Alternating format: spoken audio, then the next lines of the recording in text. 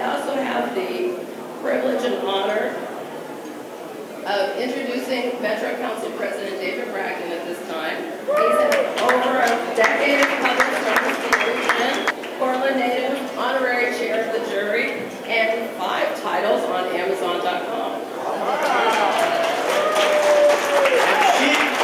She's losing her voice.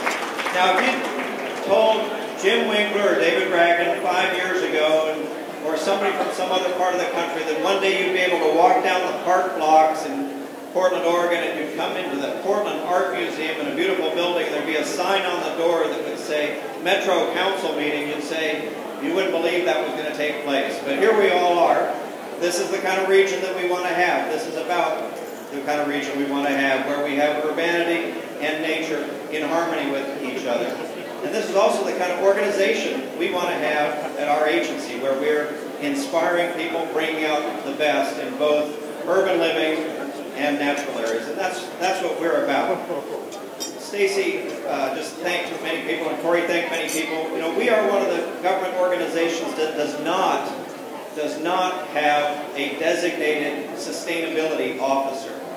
And the reason that we do not is that every single employee in our agency, including the 7 of us on the council, all of us are the sustainability officers for our agency. I could thank a lot of people tonight, but there are 2 who are really the heroes in this. Stacy Triplett is one that you just heard from, and Corey Harlan was the other one who made this happen. And these are the kind of people that we get to work with, that our council gets to work with. Stacy made the mistake, maybe she thinks it's a mistake, of coming up to me after a speech I gave about nature and neighborhoods at the City Club about 3 years ago, and she'd been in the audience and had just moved to town and said, boy, that sounds really great. How do I get involved? So, sure enough, we hired her, and she put on not only this event, but really everything that it represents. And Corey was a similar thing, came to us out of school on an internship and said, how do I get involved? And so there she is as well. The real brains behind this, the original inspiration, is also here with us tonight, and that's our former colleague from the Metro Council, Brian Newman, who got us into all of this and sold it to the rest of the council. Said, you know, we're just going to have this little design competition. There'll be about 20 or 30 people there, and it's not going to be a whole lot of work. Don't worry about it. Nobody's going to pay much attention to it. Well, with all the different sponsorship that we got, this thing has taken off. 107 entries from 7 different countries. And meantime, Brian skedaddled off the council to leave us with this. But seriously, thank you very much, Brian, for this inspirational idea. It has come together far more than Brian expected, far more than any of us have expected, because we are really tapped into something. We're onto something here.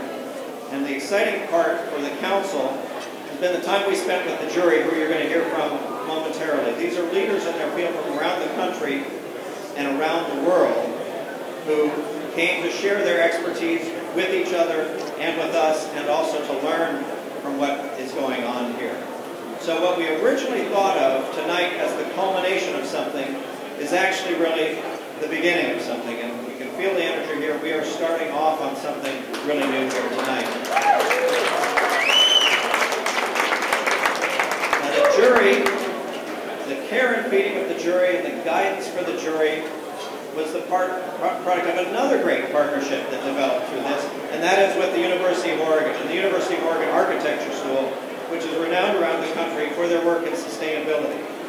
And when they move into the White Stag building, the Metro Council and the University of Oregon Architecture Department are going to be 2 stops apart on light rail, so we're going to be doing a lot more together. We're going to be seeing a lot more of these types of partnerships.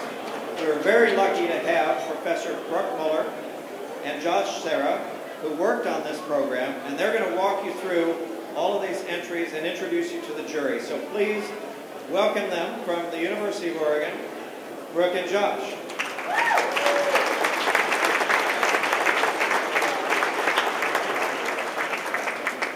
Thank you very much. It's truly a pleasure to be here. I have to say, this has been an extraordinarily rewarding experience for me professionally, and a lot of that has to do with Metro.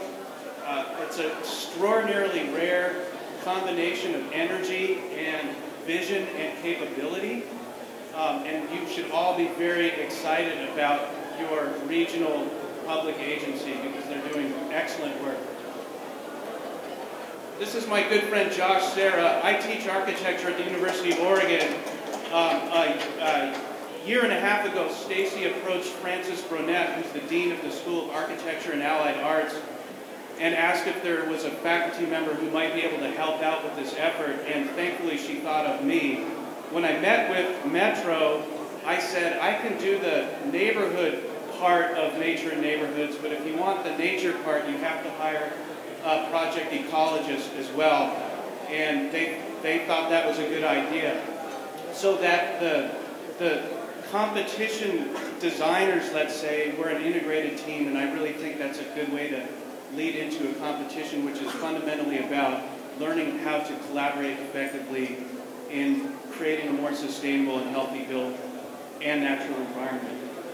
The way that we would like to do this, we're going to introduce the jury members in a moment, and we'd like to ask the jury members to raise their hands when we talk about their background. We're then going to have the individual jury members come up here and talk for just a couple minutes each, not about the award-winning schemes, but rather about the general impressions of the competition, what the ideas were behind it, and what kinds of things this might lead to. Following that, teams of jurists will talk about the individual awards in the 3 different categories that we have. So, the jury. I'm going to start with Stefan Banish. Stefan, thank you, Stefan. Stefan is the principal of Banish Architects in Stuttgart, Germany. They also have offices in Boston and Venice, California. And they have an incredibly rich history of design excellence and in combination with a commitment to sustainability. And there are numerous projects that we could talk about. The Genzyme Center in Boston, for example, which was a LEED Platinum project that was completed a couple of years ago. So I'm asked, people can't hear me, and they're in the 3rd row. So maybe we could pipe down for just a couple of minutes. Thank you. And Stefan also was recently commissioned by Harvard for a very large and impressive science center. And the quote I will share with you is Stefan's goal in all the projects at Banish Architects is to connect the forces of human life and the natural environment, and this fuels the design of every commission that they take on. He also happens to be a professor at Yale, and he's a frequent lecturer across the Germany, Europe, the United States, and the world, and he was the keynote at the 2006 Greenbuild Conference, for example. Next jurist I'd like to introduce is Susan Sinazzi. Where's Susan? Yeah. Susan is the editor-in-chief of Metropolis magazine. She's the professor of design ethics at New York's Parsons School of Design. She's on the board of numerous organizations, including the Council for Interior Design Accreditation, the Fashion Institute of Technology Interior Design, the Center for Architecture Advisory Board, the Landscape Architecture Foundation, and she also has honorary doctorates from both Kendall College and the Art Center College of Design. She was also the August Heckscher Award recipient for community service and excellence. We'd also like to introduce our Portland resident on the jury, James Winkler.